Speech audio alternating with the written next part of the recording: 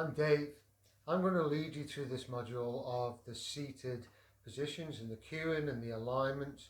So what you will need during these sequences is a yoga belt and a yoga block, because what I'd like to do is firstly show you the posture itself, the asana itself, but then show you how you would maybe teach that to a beginner or somebody with tight hips. Okay, so if you can make sure you've got your yoga block and your yoga belt, we'll get started. Pigeon pose. Okay, so this pigeon pose is a challenging pose, but it's such a good pose. For me, when I first started doing yoga, pigeon was this, oh my God, pigeon. It was the experience of the tightness in the hip and the tightness I felt in my knee, and I felt awkward in the pose. And it was really, as hard as the pose was for me personally, physically, the mental experience was probably even worse than that. But then I went to Bali on the first year of the teacher training, and Dashma left us in it for about 15-20 minutes aside, and it changed everything for me, because my experience of the pose changed. I still do the pose and I still have the sensations of the tight, the hip and the knee and all of them things that I had before, but now I'm an observer of the experience rather than somebody who's reacting. So you want to try and relax as much as you can during this, and the breath is really going to help you do that. Okay, so you would start with your, we'll do it on the right hand side. Will we do it on the right side? We'll do it on the left hand side. So I will step the left foot forward and then walk that left foot across to the right hand side of your mat. So you want to come onto the outside edge of your foot like this, and then as you move forward, come onto the top of your foot and let that shin come across the front of your mat like that. So in an ideal world, or if you were the ideal yogi, you would have this leg would be square across the front of the mat like that.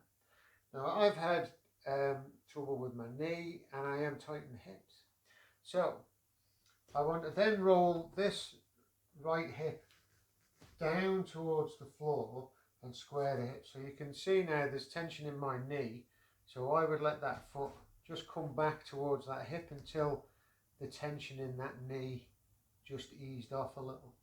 And then your alignment is try and get both hips square down to the floor. So support yourself with your hands, and then this back leg, walk it back towards the back edge of your mat. So all the time being careful not to roll that left hip down like this onto the floor and roll this out. If that's happening, our old friend the yoga block, so you can pop that underneath that left hip, and that'll just help square the hips down to the floor, because what you want is your pelvis flat, both hip bones are facing forward, but that might mean that this left hip bone is high up off the floor. So you would pop that yoga block underneath the hip, and then this back leg, walk back again. So bringing the hands to the mat in front, you would push into the hands, draw the shoulders back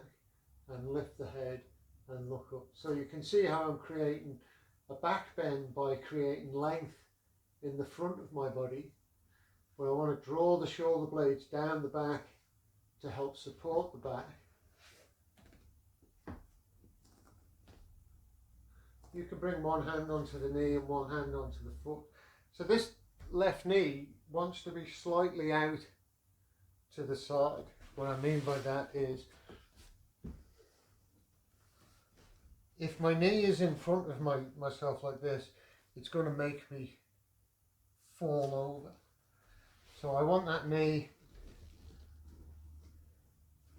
slightly out to the left, so I create this triangle shape, which is much easier and it feels much more grounded. So remember, if you need to you can pop the block underneath the hip, but support yourself with the hands, and you're thinking this lifting up as you're drawing the shoulders down the back.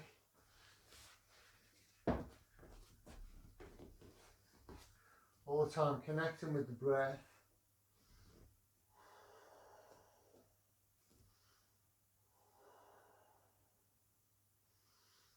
So there is a bind we can do for King Pigeon. So left hand would push into the floor, you reach back with the right hand and see if you can take a hold of that back foot, and then draw that heel in towards the sit bones. At that point you can try and turn and look forward again, or you can try taking the toes into the elbow, raising the arm, and if the bind, and release. And you can always finish it by resting down onto the forearms like this. Again, if you have your block, you can rest on your block, or you can have it low.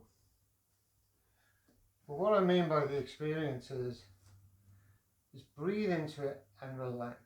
Don't react, try and release tension.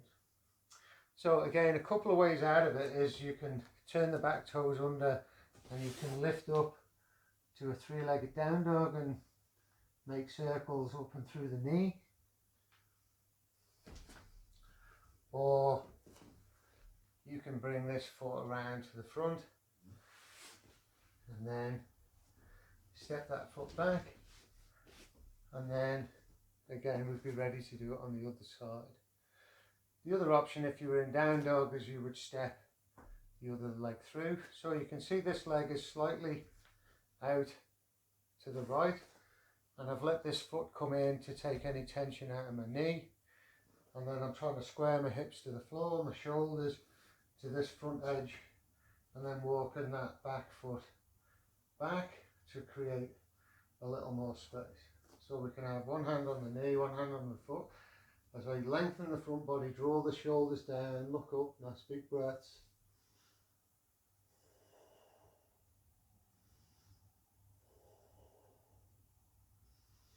Optional bind, so right hand to the floor, reach back with the left hand, take a hold of that foot, draw the heel in, you can look forward, or if you can bring the toe into the elbow,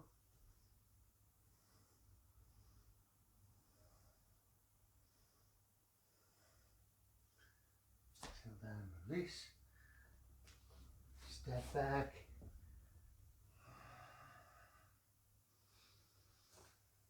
and come back down.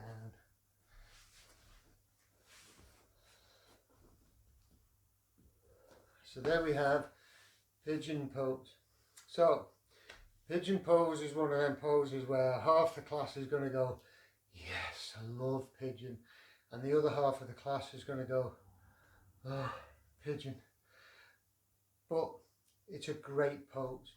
It's really, really good. It works on so many levels. It opens the hips where we keep a lot of emotions. It brings them into the mind so we can address them with our breath and we can relax and let them go. So pigeon, great pose. Namaste.